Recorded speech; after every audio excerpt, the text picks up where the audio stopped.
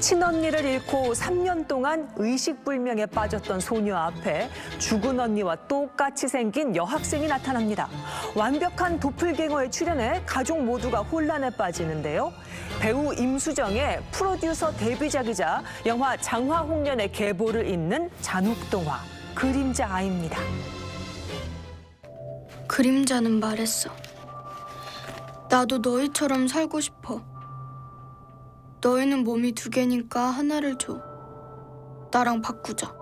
늘 그 같은 안에 이야기지만 밤마다 그러자 언니가 그림자는 동화책 읽어주는 게 내가 좋을 있던 나이인 곳은 10살 하늘이지 수환이. 그러자 그림자는 화가 나서 말했어. 몸을 안 주면 너희가 다신 못 만나게 하나를 땅 아래로 영원히 데려갈 거야. 하지만 꿈에도 상상하지 못했습니다. 그 동화 속 저주가 현실이 될 줄은 말이죠. 이제 끝이지. 잠에서 깬 수환이 언니를 찾아낸 곳은 자매가 사는 저택 옥상. 어째서 아찔한 지붕 끝에 혼자 서 있는 걸까? 그 순간 마치 동화책 속 그림자 세계로 빨려 들어가던 언니의 모습은 수환의 환상이었을까? 괜찮아. 우리 다시 만날 거야. 엄마가 자매를 발견했을 땐 이미 큰딸 수련은 숨을 거두고 수아는 의식불명이 된 뒤였죠. 그렇게 3년의 세월이 흘렀습니다. 이름 한번 말해볼래? 이수환이야. 의료진 모두가 기적이라 했고 나 아픈 데 없는데. 마치 어제 잠들었다 깬 것처럼 의식을 되찾은 아이. 하지만 왜? 좋아서. 수환이에게 차마 꺼내지 못한 말이 있습니다. 집에 가면 언니 볼 수 있는 거지. 수환이가 잠들었을 때 언니는 더 깊은 잠에 들었어. 영원한 잠에.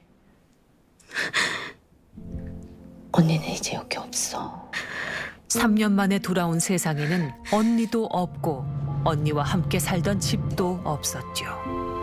자식 잃은 저택은 비워둔 채 아파트로 이사 온 엄마와 함께 일상에 적응해가던 무렵 언니를 향한 그리움이 너무 컸던 탓일까?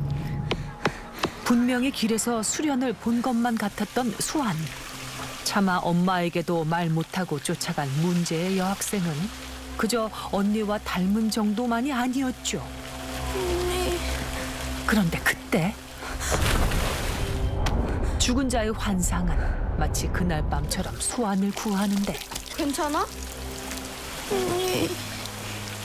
너 나 알아? 기억을 잃은 걸까? 아니면 정말 딴 사람인 걸까?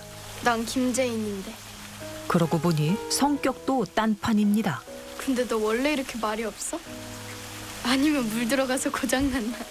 언니와 달리 파워 외향인인 제인과 친구가 되는 데는 긴 시간이 필요하지 않았고 뜨니까 안 춥지? 여전히 그녀가 수련의 환생이라 의심하는 수아는 예전에 살던 저택으로 데려갑니다. 이 큰 집이 비어있는 거야? 어. 제인이 언니의 기억을 되찾길 기도하던 그때 행여라도 아이의 트라우마를 자극하게 될까? 이수환.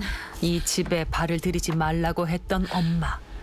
그런데 아무리 내 자식과 닮아도 낳고 기른 모성의 눈마저 속일 수는 없을 터. 하지만 제인 앞에서는 엄마인 그 목마저 무장해제되고 마는데요. 괜찮으세요? 이 영화는 상실을 겪은 사람들이 어떻게 살아야 하는가라는 질문에서 출발했다고 감독은 말합니다. 죽었지, 우리 수련이. 말하자면 죽은 자와 똑같이 생긴 아이는 죽은 자에 대한 죄책감을 형상화한 존재인데요. 즉, 살아남은 이들은 죄인을 대하는 태도를 통해서 각자의 죄책감을 드러내죠.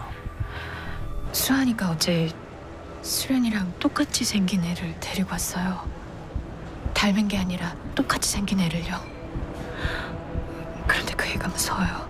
어른인 금옥은 죄책감을 두려워하고 피하려는 반면 오히려 아이인 수아는 죄책감을 마주보고 함께 살아가려는 태도를 보여줍니다.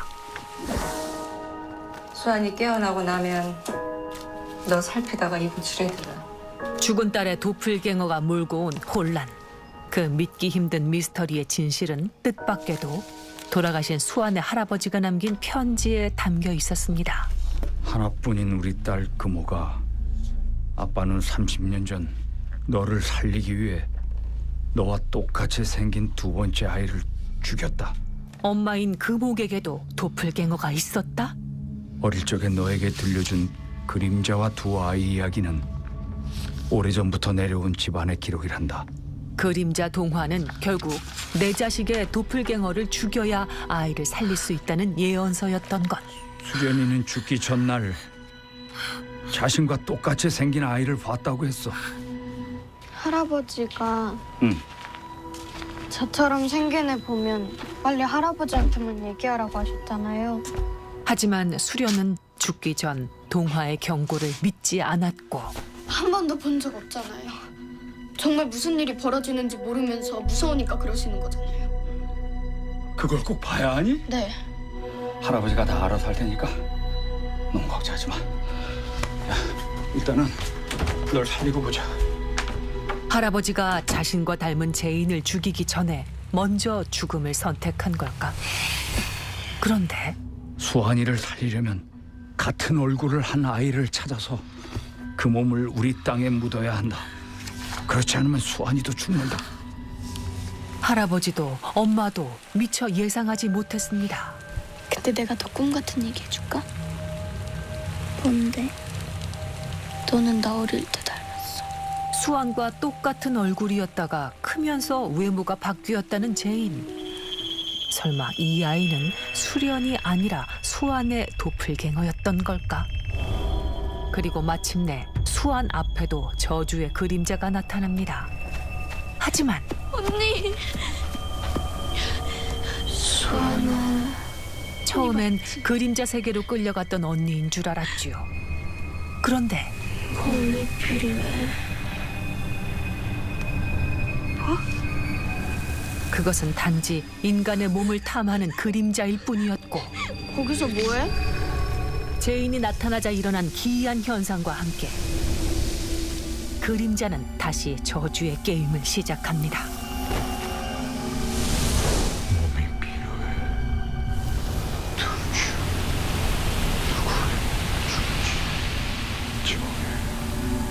기어이 자매 모두에게 대물림된 잔혹동화의 결말. 우리는 부모가 해야 할 일을 하는 거야. 내 아이와 내 아이를 닮은 아이. 둘 중 하나는 반드시 죽어야만 합니다.